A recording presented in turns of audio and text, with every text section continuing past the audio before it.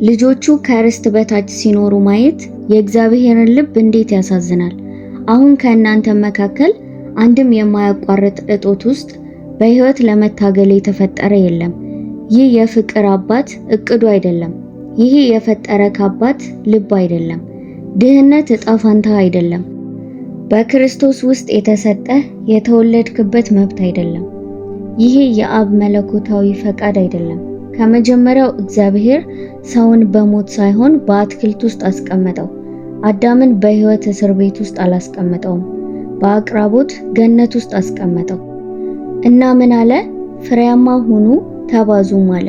ያ ትእዛዝ ብቻ አልነበረም፣ በረከትም ነበረ። ያ በረከት ፈጽሞ አልተሻረም። በረከቱ አሁንም በሕይወት አለ።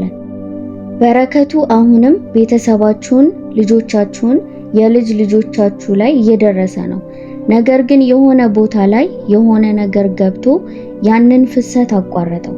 የሆነ ቦታ ላይ አንድ አስተሳሰብ ስር ሰደደ። የሆነ ቦታ ላይ ሐሰት ሾልኮ ገባ። ሐሰትም አለ፣ ይህ ለኛ አይነት ሰዎች የሚሆንበት መንገድ ነው አለ። ገንዘብ ክፉ ነው፣ ስለዚህ እኛም መከራ እንቀበል ዘንድ አለን። መንፈሳዊ ለመሆን እንዲህ አይሆንም። በፍጹም ያ የመንፈስ ቅዱስ ድምፅ አይደለም። የእውነት የእግዚአብሔር ቃል አይደለም። የጠላት የቤተሰባችሁን የወደፊት ዕጣ ፋንታ ላይ የያዘው ትልቁ መሳሪያ ማታለል ነው። እንዲህ እንዲያምኑ ሊያደርጋቸው ከቻለ እግዚአብሔር በመከራችሁ ደስ ይለዋል ካለ አስቀድሞ አሸንፏል። ነገር ግን የተሸፈነውን ሐሰት ልንገልጥ መጥተናል። ዛሬ መሸፈኛውን ልናነሳ መጥተናል። ምክንያቱም እግዚአብሔርን እንደ አባት ስታየው እንደ አሰሪ ሳይሆን ጨካኝም ሳይሆን ግን እንደ አባት። በባርነት ውስጥ ስትኖር ልቡ እንደሚሰበር መረዳት ትጀምራለህ። ጌታችን በብዙ ሺዎች የሚቆጠሩትን እንጀራና ዓሣ እንደመገባቸው አታውቅም? ለመበለቲቱ የመጨረሻ ዘይቷን እንድታፈስ ነገራት። እሷም እንደታዘዘች ዘይቱ ፈጽሞ መፍሰሱን አላቆመም። እግዚአብሔር ሕዝቡን የሚደግፍበትን መንገድ ፈጽሞ አላጣም። በአንተም ሊጀምር አይደለም። ነገር ግን መጀመሪያ ማየት አለብህ፣ ማመን አለብህ። የድህነት መንፈስ ያደረብህን ፍርሃትና የጥፋተኝነት ስሜት ማስወገድ አለብህ። በአንተ ላይ የጫነብህ ይህ ትህትና አይደለም። ዛሬም ያ ሰንሰለት በራእይ መፈታት አለበት። ምክንያቱም እውነቱን አንዴ ካወቃችሁ እውነቱ ነፃ ያወጣችኋል። እውነቱ ለማኝ ተደርጋችሁ አልተፈጠራችሁም፣ ለመባረክ ተፈጥራችኋል። የሰማይን በረከትን የሚሸከም መዝሙር አለ። የዘር ሀብትን በር እንደሚከፍት ቅዱስ ቁልፍ መዝሙር። መዝሙረ ዳዊት ምዕራፍ 112 በቃላት ላይ ያለ ገጽ ብቻ አይደለም፣ በቤተሰባችሁ ላይ ለማረፍ ለሞከረ መንፈስ የመመለሻ መልስ ነው። ጌታን የሚፈራ ሰው በትእዛዙም በጣም የሚደሰት ብቻ የተባረከ ነው። ዘሮቹም በምድር ላይ ታላቅ ይሆናሉ። የቀና ሰዎች ትውልድ የተባረከ ይሆናል። ባለጠግነትና ብዙ ሀብት በቤት ውስጥም ይገኛል። ምናልባት ሳይሆን ይችላል፣ ምናልባት ሳይሆን ይችላልም ሳይሆን ለተመረጡት ብቻ አይደለም፣ ለምሁራን ብቻ ሳይሆን እግዚአብሔርን ለሚፈራው ሁሉ ይባረካል። ለፈውስ ብዙ ጥቅሶችን ጠቅሰናል። ለሰላም ጥቅሶችን አውጀናል። ነገር ግን በአጥንቶች ውስጥ እሳት ይዘ ሳሎን ውስጥ ቆመ መዝሙረ ዳዊት ምዕራፍ 112ን በፋይናንሻን በሮች ላይ የወደፊት ላይ አውጀ ታውቃለህ?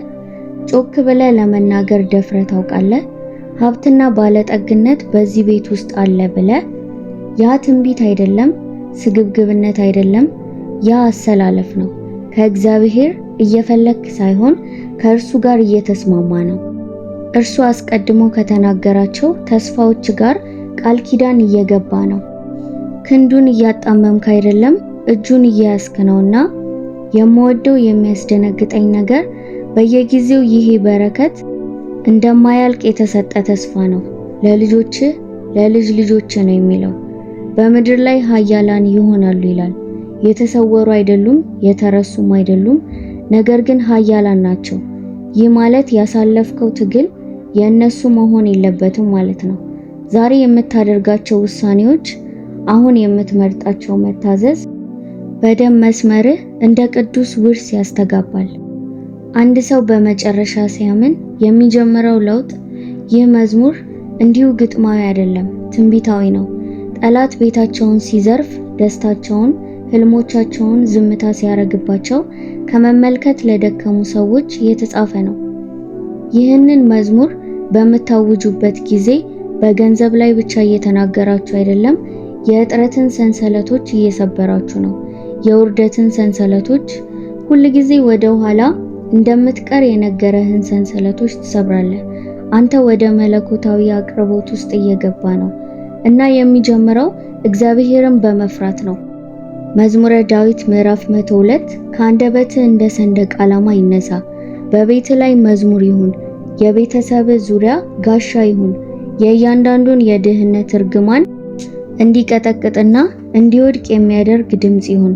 ጊዜ ሲደርስ ከእርግማንና ከበረከት ጋር መኖር አትችልም። አንዱ መሄድ አለበት፣ አንዱ መሰበር አለበት። ስለዚህ ሌላው ሊፈስ ይችላል። የአስተሳሰብ እጥረት እያለብህ መለኮታዊ በረከት ጋር መሄድ አትችልም።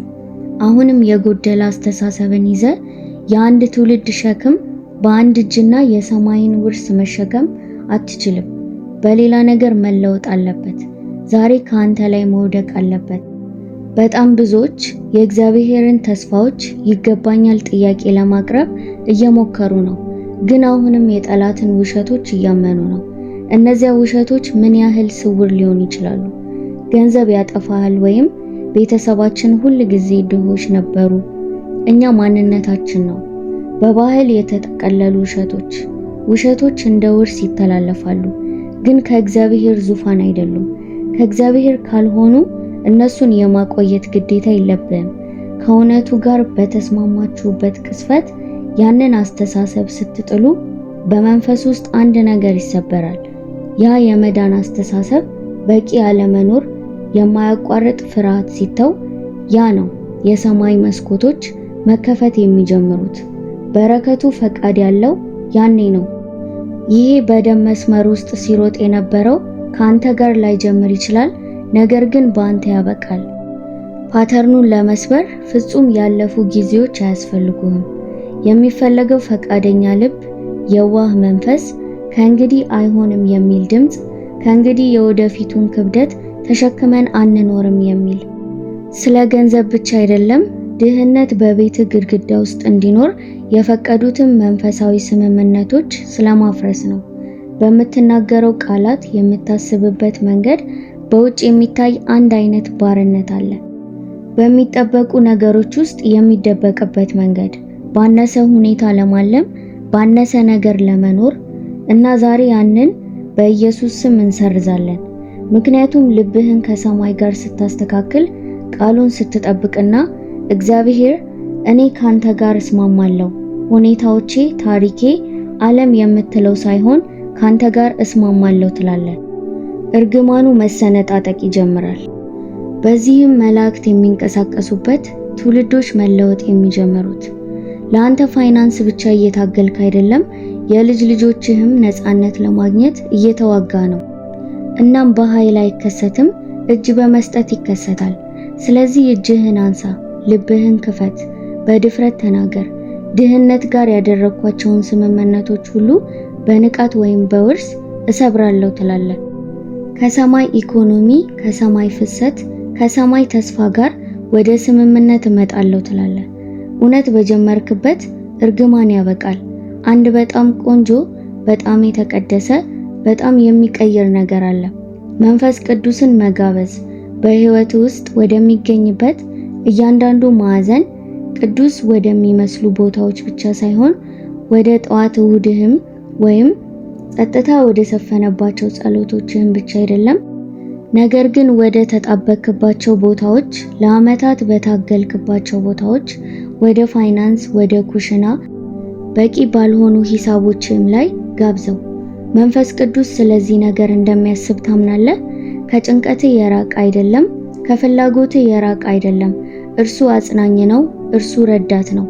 የሚመጣው የተሻለ ስሜት እንዲሰማ ብቻ አይደለም፣ እርሱ ወደ እውነት፣ ወደ ጥበብ፣ ወደ ግኝት ይመራሃል። መንፈስ ቅዱስ የፋይናንስ ህይወትህን ሲነካው በረከትን ዝም ብሎ አይዘንብም፣ ግን መለኮታዊ ስርዓትን ያመጣል፣ መገለጥን ያመጣል። አስተሳሰብህን ማስተካከል ትጀምራለህ። አስበህ የማታውቃቸውን ሐሳቦች ይሰጣል። ስልትን ያስተምርሃል። አግባብ ባልሆነ መንገድ የምታደርገውን ወይም የተረዳኸውን በእርጋታ ያስተምርሃል። እርሱም በሞተ በሚመስለው ነገር ሁሉ ላይ ሕይወትን እስትንፋስ ይሰጠዋል። ቁጥሮችን እየተመለከትክ ይሆናል እና ሂሳቦች እንዴት እንደሚሰራ ለማወቅ እየሞከርክ ነው። ነገር ግን መንፈስ ቅዱስ ውርስ ያያል። የወደፊት የልጆችህን ሁኔታ ያያል። እርሱ አንተ ማታየውንም ያያል። ማንነትህን ስትሰጠው ደግሞ ከላይ ባለው ብቻ ሳይሆን እርሱ ማንም ሊኮርጅ የማይችለውን መፍጠር ይጀምራል። አንድ ሰው ፋይናንሱን ለእግዚአብሔር መስጠት ሲጀምር መንፈስ ቅዱስ ሆይ ይህንን እተማመንሃለሁ ባሉበት ቅስፈት የገንዘብ አቅማቸውን ለእግዚአብሔር ይሰጣሉ። ነገሮች መለወጥ ይጀምራሉ። የሚሆነውም ሁል ጊዜ በአንድ ምሽት ሳይሆን ሁል ጊዜ በጊዜው በትክክለኛው ቦታ ለመዝራት በጥበብ ይመራል። በእንባ ሳይሆን በደስታ አስተዳደር። ምክንያቱም ከመንፈስ ቅዱስ ጋር ስትሄድ በነፃነት እንጂ በግፊት ውስጥ አትሄድም። እናም ስለ ዶላር መጠንም አይደለም። የአንተ ግኝት በሂሳብ ውስጥ በተወሰነ ቁጥር ላይ መጠበቅ አይደለም። የአንተ ግኝት ከእርሱ ጋር ባለ ስምምነት ላይ የተጠበቀ ነው። መንፈስ ቅዱስ ሲጋበዝ ከምንም ነገር በላይ በቂ እንደሆነ ሊያሳይ ይፈልጋል። በአፍ ውስጥ ኃይል አለ፣ በቃል ውስጥ ኃይል አለ። ሕይወትና ሞት፣ በረከትም እርግማን አለ። በስራህ፣ በትምህርትህ፣ በኢኮኖሚህም አይደለም፣ በምላስ ውስጥ ይገኛሉ። የምትዘራውንም ትሰበስባለህ። ብዙዎች የገንዘብ ተአምርን ሲጠብቁ ቆይተዋል። ነገር ግን እነሱ በእርሻቸው ላይ ሞትን እየተናገሩ እንደነበሩ አልተገነዘቡም። አንተ ለራስህ እኔ ሁል ጊዜ እንደተሰበርኩኝ ነኝ፣ በቂ ገንዘብ ኖሮኝ አያውቅም ትላለህ። ገንዘብ በዚህ ቤት ውስጥ አይቆይም ትላለህ። ጠላትም ይሰማዋል ይስማማልም። ምክንያቱም ሽንፈትን ስትናገር ሰይጣን በጣም ጠንክሮ መስራት አይጠበቅበትም። ለሱ ቀድመህ እያደረከው ነው። ነገር ግን ሕይወትን መናገር ስትጀምር፣ ቃሉን መናገር ስትጀምር፣ የእግዚአብሔርን ተስፋዎች ስትናገር መላው ከባቢ አየር መለወጥ ይጀምራል። ለዚህ ነው የምነግርህ መዝሙረ ዳዊት ምዕራፍ 12ን ብቻ አታንብበው፣ ተናገረው። ትንቢት ተናገር፣ የቤተሰብህ መዝሙር አድርገው። ሂሳቦቹ እስኪሆኑ አትጠብቅ፣ ፍሪጁ እስኪሞላ አትጠብቅ። ሳታየው ስትናገረው፣ ስሜቱ ሳይሰማ ተናገረው። ያ እምነት ነው። በእያንዳንዱ ክፍል በኩል በቤትህ ባለጠግነትና ብዙ ሀብት በዚህ ቤት ውስጥ አለ በልበት። በኪችን ላይ በለው፣ በልጆች መኝታ ክፍል በለው። ምክንያቱም የእግዚአብሔር ቃል ከአፍ በሚወጣበት ጊዜ አየሩ ላይ አይቀርም፣ ወደ ስራው ይሄዳል። ክብደትን መጎተት ትጀምራለህ። ይሄ እግዚአብሔር አንድን ነገር እንዲያስተካክል መለመን ብቻ አይደለም። ይሄ ከስልጣን ቦታ የሚጸለይ ጸሎት ነው። ከውጪ እየተመለከትክ አይደለም። የልዑል እግዚአብሔር ልጅ ነህ። ከክርስቶስ ጋር ተቀምጠሃል። ስለዚህ እንደ ለማኝ ሳይሆን እንደ አማኝ ትጸልያለህ። ጌታ ሆይ ቤቴ ስለተባረከ አመሰግናለሁ። እያንዳንዱ ዕዳ ስለተሰረዘ አመሰግናለሁ። በሮች ስለተከፈቱ አመሰግናለሁ ብለህ ትናገራለህ። የአምላክህን እጅ ለማስገደድ እየሞከርክ ሳይሆን ነገር ግን ልብህን ከቃሉ ጋር እያስማማ ነው። እናም መታዘዝ ሃይማኖታዊ ቃል ብቻ እንዳልሆነ መረዳት አለብህ። ሸክም የሆነ ትዕዛዝ አይደለም። ወደ መግቢያው በር ፍሰት ነው። እግዚአብሔር አንድ ነገር እንድታደርግ ሲጠይቅ ካንተ ለመውሰድ ሳይሆን ለአንተ የሆነ ነገር ለማግኘት እየሞከረ ነው። አስቀድሞ በሰማይ የተጻፈውን በስምህ ያለበትን ያለውን ለመቀበል እንድትችል እያስቀመጠ ነው። ጌታ ታጋሽ ነው። ነገር ግን በእርሱ ውስጥ እንድትመላለሱ አስቀድሞ ያዘጋጀው ሙላትን ለማየት እንዴት ይናፍቃል። እርሱ የተስፋ አምላክ ነው፣ ግን ደግሞ የሥርዓትም አምላክ ነው። በረከት በዘፈቀደ አይደለም፣ ከትዕዛዝ ጋር የተያያዘ ነው። ነገር ግን ያለኝ በጣም ትንሽ ነው ትሉ ይሆናል። ግን ስለ ዘሩ መጠን ፈጽሞ አይደለም፣ ከጀርባው ስላለው እጅ መሰጠት ነው። መታዘዝ ከተፈጥሮ በላይ የሆነውን ዘር ይለቃል። ምናልባት ቁጥሩ እንዴት እንደሚዛመድ ባትመለከትም እንኳን እርሱ አስራት እንድታወጣ እየጠየቀ ይሆናል። ነገር ግን መታዘዝ ስለ ሎጂክ አይደለም፣ ስለ እምነት ነው። እግዚአብሔር ሆይ ምንጩ አንተ እንጂ ደሞዜ ወይም ስራዬ አይደለም ትላለህ። እርሱ ያንተን መታዘዝ ሲመለከት ምላሽ ይሰጣል። ፍጹምነት አይፈልግም፣ እጅ መስጠትን ይፈልጋል። እንደዚህ የሚልን ልብ ብዙ ላይኖረኝ ይችላል፣ ነገር ግን ያለኝ ያንተ ነው። ሁሉንም እርምጃ ላላውቅ እችላለሁ፣ ነገር ግን ቀጣዩን ወስዳለሁ። እንደዚህ አይነት ልብ ሰማይን ይከፍታል። እንደዚህ አይነት ልብ በረከቱ እንዲያሳድድ ያደርጋል። መጣር የለብህም፣ ማስገደድ የለብህም። የጠየቀህን ነገር ሁሉ አድርግ። ከዚያም በሮቹ መከፈት ሲጀምሩ ተመልከት። እድሎች ሊያገኙ ሲጀምሩ ተመልከት። ሞገስ በስም ላይ ማረፍ ሲጀምር ተመልከት።